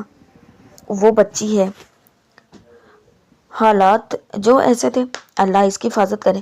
تائی امی کی فکر پر حالہ کا دل بھر آیا۔ اسے لے آئیں وہاں سے، پلیز آج لے آئیں، آئندہ میں اسے جاب بھی نہیں کرنے دوں گی، جو کہیں گے آپ ویسے ہی کریں گے ہم لوگ۔ حالہ نے ان دونوں بھائیوں کی منت کی۔ اکرام فارس کو لے کر باہر نکل آیا۔ رات کا وقت تھا، سب کھانا کھا چکے تھے، اب چائے کافی لیے باتیں کر رہے تھے۔ بچے ماؤں کی گود میں لیٹے نیند بکانے کی کوشش کر رہے تھے جب اچانک دروازے سے سیاہ چادر اور نقاب والی لڑکی اندر داخل ہوئی۔ آنکھوں میں چھوٹے فریم کا چشمہ لگا تھا، پھر بھی گرے آنکھوں میں گھبراہٹ اور نمی واضح تھی۔ جی کس سے ملنا ہے؟ دی جان نے نرمی سے اس لڑکی کو دیکھا جو وہیں دروازے کے پاس ہی جھجک کر رک گئی تھی اور غور سے دیکھنے میں آسانی سے معلوم ہوتا تھا وہ بری طرح کانپ رہی ہے۔ سب کی فکر مند نظریں اس پر جمی ہوئی تھی۔ اس نے سامنے بیٹھے خوشحال گھرانے کو دیکھا۔ وہاں 5 لڑکے بیٹھے تھے جو قریباً ایک جیسے ہی لگ رہے تھے۔ پتہ نہیں ان میں سے کس کو آج وہ بدنام کرنے والی تھی۔ مجھے بہرام خان سے بات کرنی ہے، وہ لرزتی آواز میں بمشکل بول پائی تھی۔ جی آؤ بیٹا بیٹھو، بیٹھ کر بات کرو، کیا مسئلہ ہے؟ داجا نے نرمی سے اسے بیٹھنے کا کہا۔ وہ ان کی نرمی پر ڈگمگائی۔ ایسے اچھے لوگوں کو ذلیل کرنا صحیح تھا؟ مگر واصف کی دھمکی یاد آئی تو اس نے سر جھٹکا۔ مجھے انصاف چاہیے، اس گھر کے چھوٹے بیٹے نے پچھلے 1 سال سے مجھ سے محبت کا جھوٹا کھیل کھیلا۔ اٹک اٹک کر بولتی دیا کی زبان لڑکھڑائی۔ وہ صرف اس پر نہیں اپنی ذات پر بھی کیچڑ اچھال رہی تھی اور یہ آسان تھوڑی تھا۔ سب گھر والے دھماکوں کے زد میں تھے۔ ریان نے اس کی گرے آنکھیں دیکھ کر زیان کو دیکھا۔ کیا یہ وہی لڑکی تھی جس کے لیے وہ پاگل ہوا جا رہا تھا اور وہ اس پر الزام لگانے آ گئی؟ زیان کنگسائی سے دیکھ رہا تھا۔ سیاہ چادر نقاب مگر گرے آنکھوں کا رنگ تھوڑا الگ تھا، حالانکہ آنکھوں میں گرے کے ساتھ سبز سا شیڈ آتا تھا۔ اس کی رنگت سنہری تھی۔ تو یہ کون تھی؟ یہ کیا بکواس کر رہی ہے؟ کوئی ثبوت ہے اس بات کا؟ داجان سختی سے داڑھے تھے۔ دیا خوف سے جھٹکا کھا کر ایک قدم پیچھے ہوئی اور پھر ہاتھ میں پکڑا وہ کاغذ کا ٹکڑا سامنے کیا. سائم نے آگے بڑھ کر اس کے ہاتھ سے کاغذ جھپٹا اور پڑھنے لگی. جھوٹ، بکواس ہے یہ. وہ دیا کو گھورنے لگا. راسم نے آگے بڑھ کر اس سے لیا پریگنینسی رپورٹ.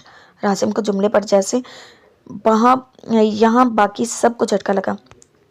زیان کے جبڑے بھینچ گئے. اس نے ایک نظر سب کو شاکڈ کھڑا دیکھا اور پھر سامنے کھڑی اس چھوٹی سی لڑکی کو جسے دیکھ کر کوئی بھی نہ مانتا کہ وہ چھوٹی یا دھوکے باز ہے. اپنے آفس میں بیٹھا واصف سب دیکھتا انجوائے کر رہا تھا. اب یقین دلاؤ زیان خان، سب کو اپنے کردار کی گواہیاں دیتے پھرو. وہ کہہ کر لگا کر ہنسا. اس نے دیا کو اس کام کے لیے چنا بھی اسی لیے تھا. وہ معصوم سی لگتی تھی اور جسے واصف نے اسے ڈرا کر بھیجا تھا. اس کی حالت دیکھ کر سب کو لگتا تھا کہ اس کے ساتھ کچھ غلط ہی ہوا ہے. اگر کوئی اور لڑکی ہوتی تو شاید اس کا ڈرامہ پہچان بھی لیا جاتا، مگر دیا کا خوف اور خراب حالت سچ تھی. سامنے سب خان فیملی اس رپورٹ کو دیکھ رہے تھے جو واصف نے اپنی ڈاکٹر کزن سے بنوائی تھی. واصف کو انتظار تھا جب زیان اپنی سچائی کی قسم کھاتا اور سب کے لیے یقین کرنا مشکل ہو جاتا. وہ سب ویڈیو ریکارڈ کر رہا تھا. سب شاکڈ کھڑے تھے. زیان کا دماغ گھومنے لگا اس لڑکی کے جھوٹ اور دیدہ دلیری پر. کس کے کہنے پر یہ سب کر رہی ہو؟ کس نے بھیجا ہے؟ شرم نہیں آ رہی جھوٹا الزام لگاتے ہوئے؟ سائم غصے سے سرخ ہوا جا رہا تھا.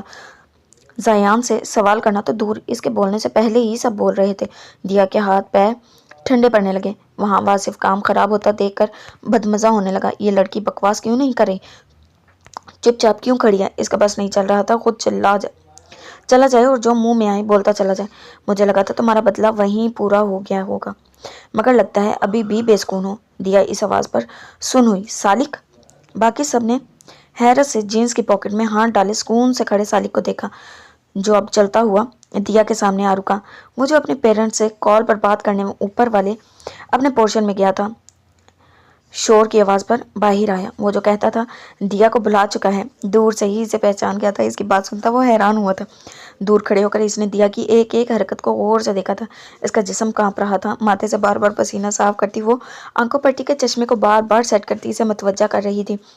دیا ساکن کھڑی سالک کو دیکھ رہی تھی. میں خان فیملی کا چھوٹا بیٹا ہوں، سالک اکیان خان. کیا ہوا؟ سرپرائز؟ ہاں. سالک کے الفاظ پر دیا کے ساتھ ساتھ واصف بھی شاکڈ ہوا تھا. تم پچھلے سال امریکہ میں میرے ساتھ تھی. کیا تم نے بھیجنے والے کو یہ بتایا؟ تم مجھ پر یہ الزام لگا سکتی ہو آرام سے، مگر زیان خان پر نہیں. بہت لوگ بھی گواہ ہیں کہ تم میرے ساتھ ہوتی تھی. اور یہ جو رپورٹ ہے، سالک نے مڑ کر راسم کے ہاتھ سے رپورٹ لی اور دیا کی نظروں کے سامنے کی. ہم اسے عدالت میں چیلنج کر سکتے ہیں. فیک رپورٹ تیار کرنے والے، ڈاکٹر تیار کروانے والے اور اس سے بلیک میل کرنے والے تینوں پر کیس بھی کروا سکتے ہیں. تمہیں جس نے بھی بھیجا ہے یہ سب باتیں انہیں نہیں سوچی؟ سالک اس کے سامنے جھک کر مسکرایا.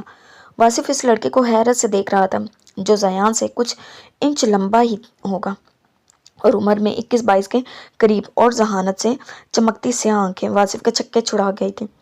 سالک نے ہاتھ بڑھا کر دیا کا چشمہ اتارا اور غور سے دیکھا. چشمہ پر جدید چھپا ہوا کیمرہ تھا جس سے گلاسز سے آسانی سے سب منظر دیکھا جا سکتا. یہ کھلونے بہت دیکھے ہیں. وہ ہنس کر بولا. تو یہاں سے سب کی ویڈیو بنا رہی تھی تم؟ یہ سب کب سیکھا؟ 1 سال میں ہی اتنی ترقی؟ سالک نے چشمہ دونوں ہاتھوں سے توڑ کر واصف کے پاس لیپ ٹاپ پر اندھیرا چھا گیا. کون تھا یہ لڑکا؟ کیسے جان گیا سب؟ یہ کام واصف کے علاوہ کسی کا نہیں ہو سکتا. گھٹیا ترین آدمی. زیان نے دانت پیسے. دیا کے قدم لڑکھڑائے تھے. وہ لوگ جان گئے، ان کی عزت بچ گئی، مگر اب واصف اس کا کیا حال کرنے والا تھا؟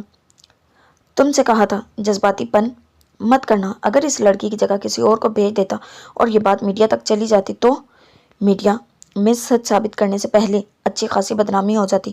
واصف تو اب اپنی اوقات دکھانے لگا ہے. سب لڑکے ڈسکس کرنے لگے تھے. گھر کی عورتوں کے الگ اٹکے سانس بحال ہوئے تھے. اب سب کی سوالیہ نظریں دیا کی جھکی نظروں پر تھی. تم سے کیا لالچ دے کر یہ کام کروایا گیا؟ لغاری نے کروایا نا یہ؟ داجان نے دیا کو دیکھ کر پوچھا. سالک صوفے پر سب کے درمیان بیٹھ چکا تھا. نظریں بھی پھیر لی. میں نے اس سے قرض لیا تھا. دیا کو بتاتے ہوئے بھی شرمندگی کا سامنا کرنا پڑا. سب نے چونک کر اسے دیکھا جو سر جھکائے دھیرے سے بولی. زیان اس میں کسی کی شبیہ کھوج رہا تھا. کمال ہے لڑکی، تمہیں بس وہی لغاری ملا تھا؟ سیام نے تعصب سے کہا. دیا بتانا چاہتی تھی وہ اسے نہیں جانتی اور یہ وہ مجبور تھی تب بھی آج بھی، مگر بولنے کی ہمت نہیں تھی. تم کیسے جانتے ہو اسے؟ سالک چھپے رستم. کیا سین ہے؟ ایسی باتوں کا خیال ہمیشہ ریان کو ہی آتا تھا. سب بھائی اسے چھیڑنے لگے. زیان کی پرسوچ نظریں اب بھی دیا پر جمی تھی. میں اسے نہیں جانتا. امریکہ میں کالج فیلو تھی۔ سالک صاف مکر گیا۔ وہ زیان تھوڑی تھا کہ تنگ ہو جاتا یا وضاحتیں دیتا۔ کیا تم فارس کی کزن ہو؟ زیان نے آخر پوچھ لیا۔ دیا اس کے سوال پر چونکی۔ جی۔ مزید سر جھکا لیا۔ فارس کے جاننے والے ہیں، مطلب اب اس کی خیر نہیں۔ زیان سب سمجھ گیا، مطلب اپنے باپ کے لیے اس نے قرض واصف سے لیا تھا۔ میں نہیں جانتی اس بندے کو، قرض بھی اس نے خود دیا۔ میں نے مجبوری میں یہ نہیں کرنا چاہتی تھی۔ دیا کی آواز بھر آ گئی۔ واصف جیسے گھٹیا انسان کی ایک بات درست تھی کہ وہ لوگ اچھے ہیں۔ تم یہاں آ کر بیٹھو بچے اور اپنا مسئلہ بتاؤ۔ دی جان نے نرمی سے کہا۔ سالک اس سب میں انجان بنا بیٹھا تھا۔ مجھے گھر جانا ہے۔ دیا جیسے اچانک خواب سے جاگی۔ واصف کا خوف اب بھی اس کے سر پر سوار تھا، مگر حالانکہ پریشانی دیر ہونے پر مزید بڑھ گئی تھی۔ اوکے۔ واصف سے کتنا قرض لیا تھا؟ واصف کا تو قرض میں لوٹا دوں گا، ورنہ وہ تمہارا پیچھا نہیں چھوڑے گا۔ زیان فوراً اس کے پاس جا کر بولا۔ اس کی یہ ہمدردی سب کو کھٹکا رہی تھی۔ کوئی تو بات تھی، اتنا مہربان اس لڑکی کے لیے جو اسے بدنام کرنے ہی والی تھی۔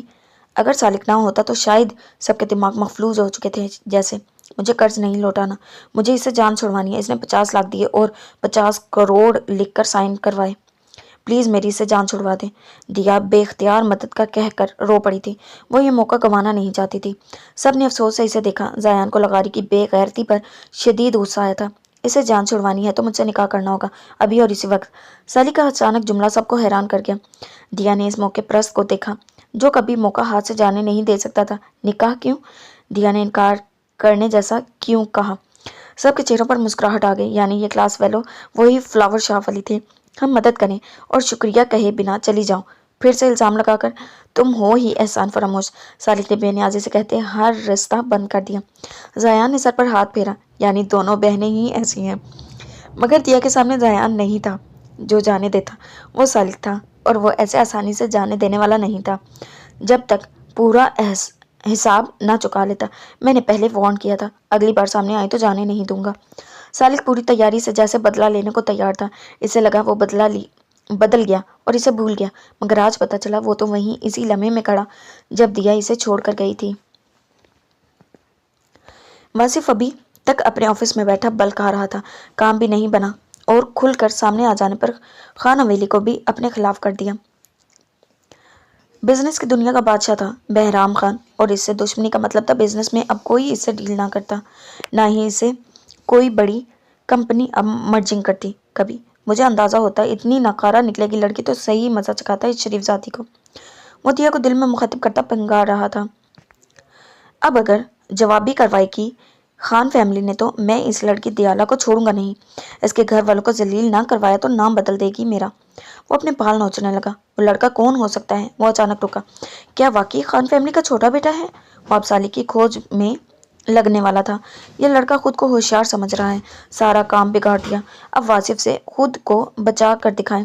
واصف نے دیوار پر مکہ مارا تھا، اور اگر جان لیتا کہ وہ لڑکا کتنا تیز ہے تو ابھی سے توبہ کر لیتا۔ اکرام اور فارس ایسے ہی لوٹ آئے۔ وہ وہاں بھی نہیں تھی۔ ریسیپشن پر کھڑی لڑکی نے بتایا کہ وہاں سے تو کب کی جا چکی ہے۔ فارس حالہ کا دماغ کھائے جا رہا تھا۔ اکرام بھی چپ بیٹھا تھا۔ حالہ اندر ہی اندر گھٹ گھٹ کر رو رہی تھی جب اچانک دروازے سے سر ٹکائے دیا اندر آئی۔ حالہ نے اس کے پاس جا کر اسے گلے سے لگایا اور شدت سے رو پڑی۔ دیا کہاں چلی گئی تھی؟ ٹھیک ہو نا؟ دیا نے سر ہلا دیا۔ بولنے کو کچھ بچا ہی نہیں تھا۔ سالک نے اس سے نکاح کر لیا تھا اور اب اسے گھر لے آیا تھا کہ سب کو اس کے سامنے نکاح کا بتائے۔ وہ چھوڑنے آیا تھا تاکہ دیا گھر والوں سے یہ بات نہ چھپا پائے۔ اس نے ایک قرض سے جان چھڑوانے کے بدلے نہ جانے کیا کیا شرط رکھی تھی، جن کے رزلٹ میں وہ خود کو بس سالک کی قیدی ہی سمجھتی تو صحیح تھا۔ دیا کو اس پر شدید غصہ آ رہا تھا۔ وہ سمجھ ہی نہیں پائی اور ایک لون سے بچنے کے لیے مزید پھنستی چلی گئی۔ زیان ساتھ آیا تھا اور سارے راستے نہ جانے کیا کیا سمجھاتا رہا تھا، کچھ نہ سن پائی نہ ہی سمجھ پائی۔ سالکوں کو سمجھنے کی ضرورت ہی کب پڑتی تھی، اور دیا اس کی تو سوچ ہی یہاں آ کر رک گئی کہ نکاح کی کیا وجہ دے گی گھر والوں کو۔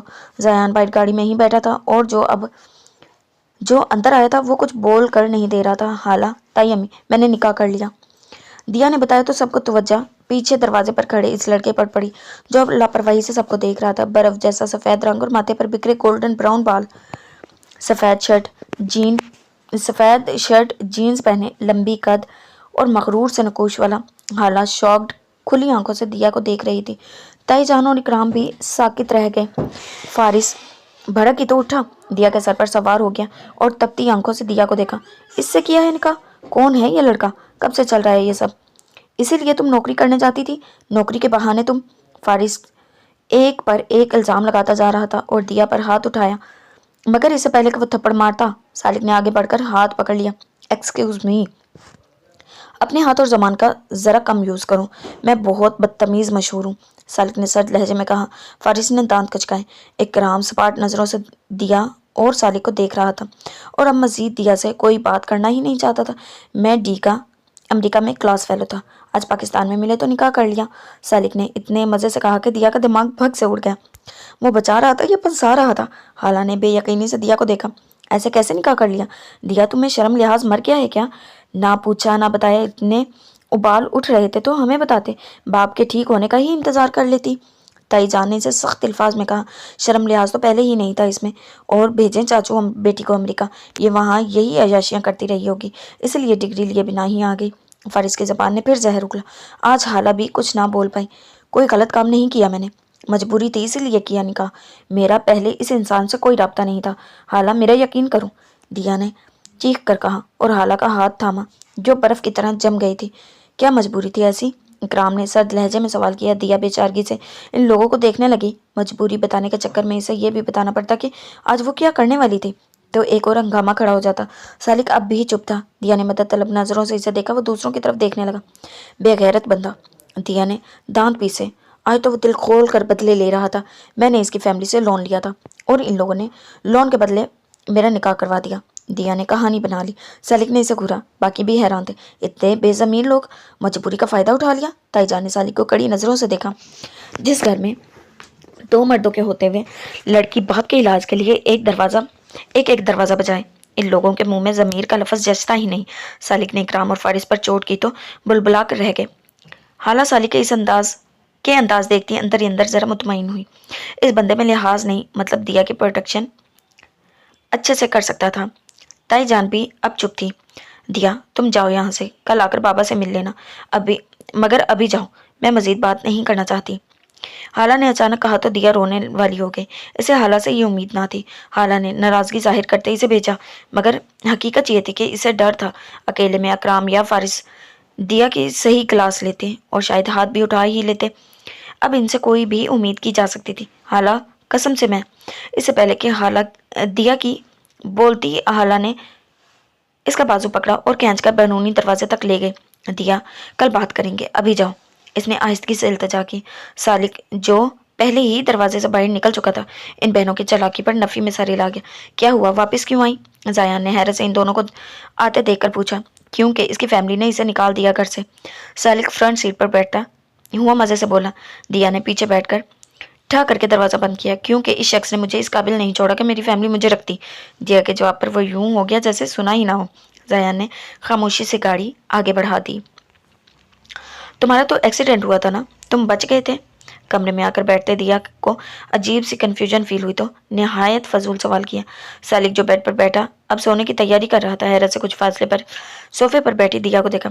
तुम मेरी जासूसी करवाती रही हो? इसके सवाल पर दिया हड़बड़ाई। मैं क्यों, मरवा ने बता दिया था यूं ही, वो नाक चढ़ाकर बोली। मैरी, तुम्हारी वही फ्रेंड जो मुझे बुके भेजती रही, और साथ मेरे कार्ड्स भी? तुम फिर जरूर तुमने ऐसा करने को कहा होगा। साली की बात पर दिया की आंखें पूरी से ज्यादा फैल गई थी। मरवा बुके भेजती रही? मैं क्यों कहूँ कि मैं तो वहीं ड्रोम के दराज में सबका फेंक आई थी। दिया ने वजाहत दी। तुमने ड्रोम में संभाल कर रखे थे वो कार्ड्स? तुमने इसे मेरा एड्रेस दिया था? तुमने इसे कहा होगा कि बुके भेजती रहे ताकि मैं तुम्हें याद रखूं। तुम्हें लगता है अब तुम अपने डिनाई करोगी और मैं मान जाऊंगा? सालिक ने जानबूझकर इस पर मलबा डाला, हालांकि वो जानता था मरवा छुप कर ये सब करती रही होगी। मैं ऐसे बुरे काम नहीं करती, एड्रेस मैंने इसे पूछा तो बेध्यानी में बता गई थी, मुझे क्या पता था वो ये करेगी। दिया ने खुद भी बेयकीनी से सर हिलाया। मरवा इतनी दीवानी होगी थी, इसकी हद है। सुनो, तुमने मुझसे निकाह क्यों किया? बदला मत कहना, ये झूठ है। दिया ने इसे सोते देखकर फिर से सवाल किया। सुकून के लिए, वो ब्लैंकेट डालकर आहिस्तगी से बोला। दिया ना समझी से इसकी बात सोचने लगी। क्या मतलब? समझ नहीं आई। फिर से सवाल किया। वो जीच हुआ। तुम्हारे पास दिमाग नहीं है, समझने की कोशिश मत करो, मुझे सोने दो, वो बदलिहाजी से बोला और आंखें बंद कर दी। तो मैं कहाँ सोऊंगी? दिया ने आखिर इतनी बातों के बाद असल सवाल कर ही लिया था। वो बेड पर फैल कर सोया हुआ था और दिया जब से कमरे में आई थी सिमट कर एक सोफे पर बैठी हुई थी। देखो, यहाँ मेरे साथ आकर सोने का सोचना भी मत, मैंने अभी तुम्हें माफ नहीं किया। तो ड्रेसिंग रूम में जो लेफ्ट कॉर्नर में अलमारी है, वहां से एक्स्ट्रा ब्लैंकेट लो और वहीं सोफे पर सो जाओ। सालिक झटके से उठा और इसे उंगली उठाकर वार्निंग दी, साथ ही हिदायत जारी करता फिर से सो गया। और जैसे मैं तुम्हारे साथ सोने को तैयार हो जाती, इस कमरे में भी रहना नहीं चाहती, ये तो मजबूरी है मेरी, वरना।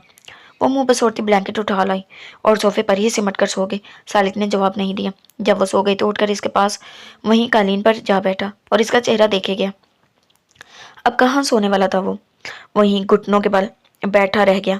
नीलगु रोशनी में दिया का जर्दी माइल सफेद चेहरा चमक रहा था। वो इसे देखता थक ही नहीं रहा था। जब रात के पिछले पहर साली की आंखें बंद से नींद से बोझल होने लगी, इससे पहले कि वो उठकर जाता, दिया के चेहरे पर बेचैनी सी उभरी। वो रुककर इसे देखने लगा। दिया बेचैनी से सर यहाँ वहां झटकती सिसकने लगी। वो नासमझी से इसे देख रहा था, फिर हाथ बढ़ाकर इसका हाथ थामा तो वो बड़बड़ाने लगी। मैंने कुछ नहीं जानती, पर पता नहीं, छोड़ दो मुझे। सालिक ने सर झुकाकर जब्त किया। तो डी तब से ट्रॉमेटाइज ही है, मतलब वो अभी तक इस फेज में है। इसके हाथों में बीजी मुठ्ठियां खोलनी चाहिए। तो इसने सालिक का बाजू अपने दोनों हाथों से पकड़कर सीने से लगा लिया,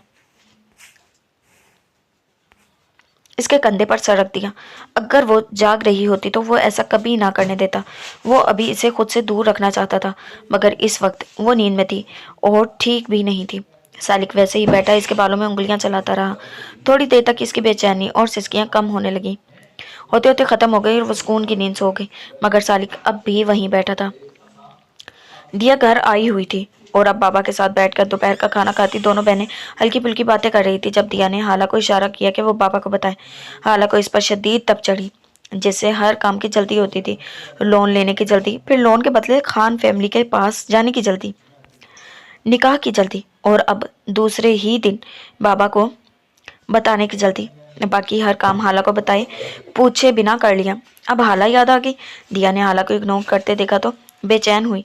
वो नहीं चाहती थी कि बाबा को किसी और से पता चले और इन्हें अफसोस हो। फारिस या इकराम का क्या भरोसा, कब आकर कोई भी कहानी बनाकर बता दे। एक्सीडेंट के बाद जब मुझे लगा कि अपनी आखिरी सांसें ले रहा हूँ तो तुम दोनों के चेहरे मेरी आंखों के सामने आ गए। बाबा ने बात शुरू की तो दोनों चौंकी। अल्लाह का शुक्र है, जिंदगी दे दी अल्लाह ने, अब वो बातें मत सोचे। हाला ने इन्हें नरमी से टोका। इनकी आंखों की नमी और लहजे की बेबसी दोनों बहनों को दुखी कर रही थी। नहीं, अगर मेरी जिंदगी खत्म हो जाती, या हो सकता है अल्लाह ने बस मोहलत दी हो, मैं इस तरह तुम दोनों को लावारिस छोड़कर नहीं मर सकता। बाबा की बात पर इनके रंग उड़े।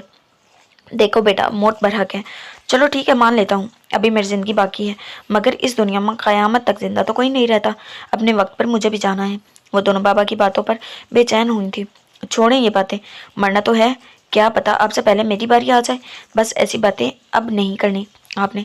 दिया ने मुंह बनाकर कहा, मेरी बात सुनो दोनों, मुझे पता है भाभी बेगम ने तुम दोनों को माँ की तरह पाला है और गजाला के बराबर ही समझती है, मगर फिर भी मैं तुम दोनों के निकाह करना चाहता हूँ, इकराम और फारिस के साथ। मेरे बाद भी इन्हीं ने संभालना है तो जायज़ रिश्ता बनाना चाहता हूँ। बाबा की बात पर हाला इनका मुंह देखने लगी, जबकि दिया का तो रंग फक हो गया। बाबा प्लीज, अभी ये बात, इससे पहले कि दिया कुछ कहती इन्होंने नरमी से इसका हाथ थामा। वो चुपचाप इन्हें देखेगी, घर के बच्चे हैं, देखे वाले, इनके अलावा इस जल्दी में किसी पर यकीन नहीं कर पाता और बचपन से तुम दोनों के बात तय है। दिया छोटी थी, कभी जिक्र नहीं किया। अपने बाबा का मान रख लो बेटा, मैं ना भी मरूं तब भी मुझे बस तुम दोनों की तरफ से इत्मीनान चाहिए। वो शायद बहुत बुरी तरह डर गए थे। कोई भी दो बिन माँ की बेटियों का बाप होता तो यूं ही डर जाता। इन्होंने मौत को बहुत करीब से देखा था। इस सारे अरसे में वो बस दिया और हाला की फिक्र में जीते मरते रहे थे। अगर दोबारा कभी मोहलत ना मिली, शायद इनके अंदर एक खौफ था कि इनके जाने के बाद सबके मिजाज इनकी बेटियों को लावारिस समझकर बदल जाएंगे। और मिजाज तो बदल ही गए थे। फारिस ने ऐसा बिहेव कभी नहीं किया था। इकराम का रवैया दिया से ऐसे सर्द कभी नहीं हुआ था। बाबा, क्या आपको अपनी बेटियों पर, अपनी तरबियत पर यकीन है? हम कभी कुछ गलत नहीं करेंगी। हाला ने अचानक संजीदगी से सवाल किया, जबकि दिया सर डाले आने वाले वक्त का सोच रही थी। मुझे खुद से और इस दुनिया के हर इंसान से पहले अपनी बेटियों पर यकीन है। इन्होंने हाला के सर पर हाथ रखकर प्यार से कहा, फिर मेरी बात पेशेंस से सुने बाबा। हाला के जुमले पर दिया और बाबा दोनों चौंके और हाला आहिस्तगी से सब सच सच बताती चली गई। वो थक गई थी अपने और दिया पर लगते इल्जामात सुन सुनकर और बाबा से छुपाकर। इन्होंने जो भी किया मजबूरी में, बेबसी में कर दिया, मगर वो बदकिरदार नहीं थी। हाला नहीं चाहती थी फारिस पर सब अपने अंदाज में बताकर इनके बाप को इन पर शक करने पर मजबूर कर देता। इकराम से इसे उम्मीद थी कि कम से कम इन पर गलत बात नहीं बनाएगा। हाला ने लोन लेकर दिया के निकाह, फारिस का रवैया और अपने खर्चे सब कह दिया था। हॉस्पिटल का खर्चा पूरे करने के लिए दिया इस दलदल में फंसी थी, मगर इन अच्छे लोगों ने बचा लिया। हाला ने बाबा की संजीदगी और खामोशी पर मजीद कहा, तो तुम क्या कहना चाहती हो? अक्लमंदी दिखाई इसने? अगर नुकसान उठाती, कोई मदद ना करता तो मैं अपनी जिंदगी में तुम लोगों की जलालत देखने से मर जाने को तरजीह देता।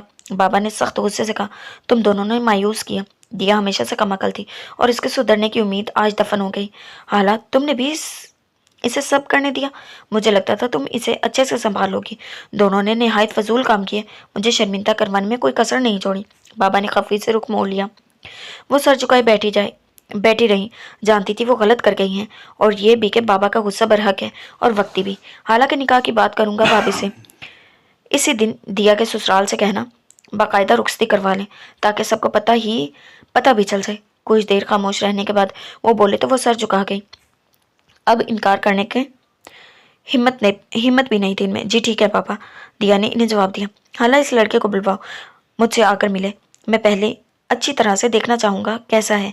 इसके ख़ानदान का भी पता करवाता हूँ। शकील इनका बेहतरीन भाइयों जैसा दोस्त से कहकर और रुखसती तक दिया घर रहेगी। वो दिया से अच्छी खासी नाराज़गी का मुजाहरा करते हुए बोले थे। दिया ने रोनी सूरत बनाकर कुछ बोलना चाहा, मगर हाला ने इसे चुप रहने का इशारा दिया तो वो भी चुप हो गई। जी तो जनाब, ये थी हमारी आज की एपिसोड। उम्मीद करती हूँ पसंद आई होगी। मिलते हैं नेक्स्ट एपिसोड के साथ। अल्लाह हाफिज़।